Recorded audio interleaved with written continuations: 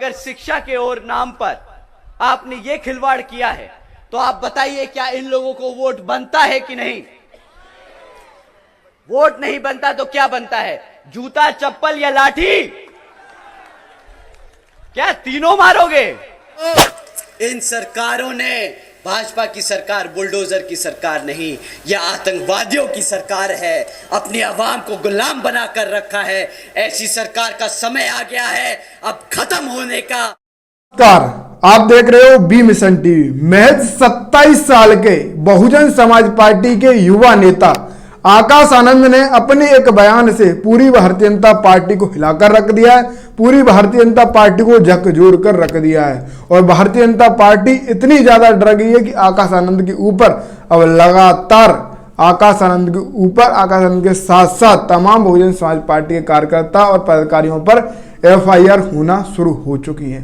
आकाश आनंद ने आखिर ऐसा क्या बयान दिया जो भारतीय जनता पार्टी के तमाम नेताओं को, भारतीय जनता पार्टी के प्रवक्ताओं को आकाश आनंद पर एफआईआर कराने पड़ी? इस देश की राजनीति में, इस वर्तमान की समय में, इस देश की राजनीति में, इस वर्तमान के समय में सबसे ज्यादा जो चर्चित नाम है वो सिर्फ आकाश आनंद का है।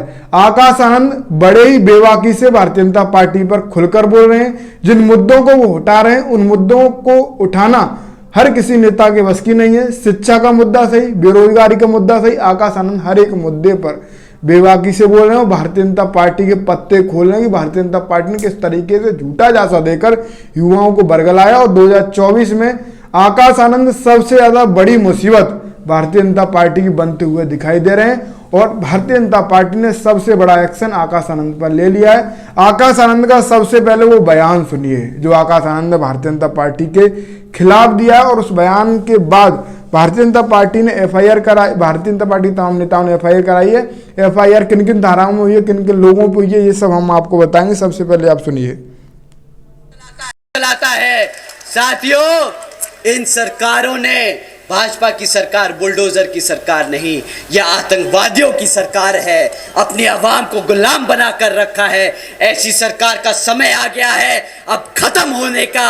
और यहाँ पर बहुजन समाज पार्टी की सरकार बनाकर, बहन जी को प्रधानमंत्री बनाकर यहाँ पे उत्तर प्रदेश में बहुजन समाज पार्टी का राज कायम करने का।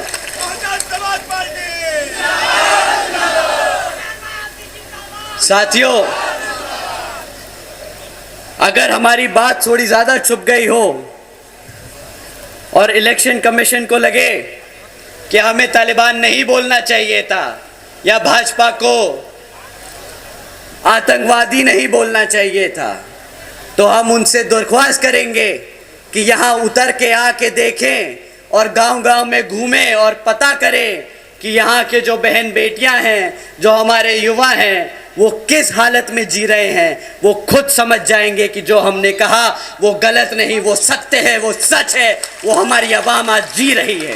आपने सुना आकाश आनंद ने किस तरीके से भारतीय जनता पार्टी को आतंकवादियों की आतंकवादी पार्टी बोला, तालिबान पार्टी बोला। और आकाश आनंद यही नहीं रुके। आकाश आनंद ने ये तक बोला अगर इलेक्शन कमीशन को ये लगता है, चुनाव आयोग को लगता है कि हमने गलत बोला है, तो आप आइए मैदान में और देखिए कि किस तरीके से क्या कुछ स्थिति है हमारे गरीब दलित शोषित वंचित समाज की। तो आकाश आनंद जिस तरीके से खुलकर बोल रहे हैं वो अपने समाज के दिलों में एक बड़ी जगह बना सकते हैं बहुत ज़्यादा कम समय में। और आकाश आनंद जैसे ये बयान दिया तो भारतीय जनता पार्टी के प्रवक्ता का एक बयान सामने आया, वो भी आप सुन लीजिए। फिर प्रशासन ने क्या कुछ एफआईआर की है, किन किन धाराओं में की है, वो भी हम आपको सुनवाएंगे।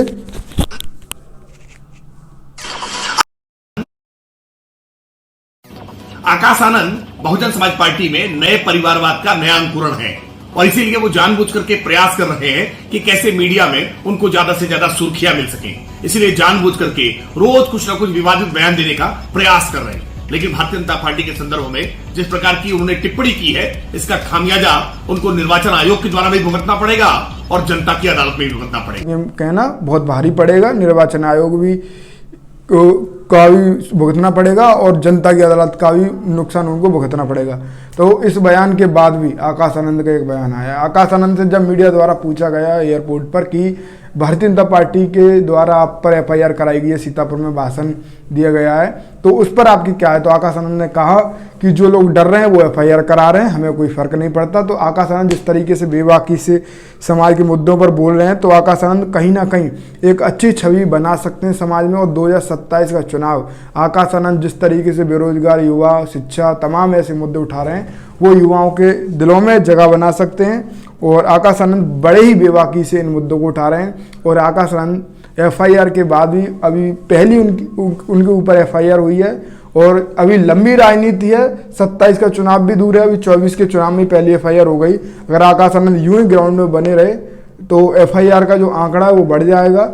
और आप देख सकते हैं किस तरीके से आकाश आनंद बड़ी बेबाकी से भारतीय जनता पार्टी पर हमलावर है। आकाश आनंद पर के इस बयान पर आपकी क्या राय है? आप अपनी राय देना। और फिलहाल प्रशासन ने क्या कुछ बोला है वो भी आप सुनिए। थाना कोतवाली नगर जनपद सीतापुर के अंतर्गत आज एक राजनीतिक दल के द्वारा एक चुनावी रैली की अनुमति ली गई थी।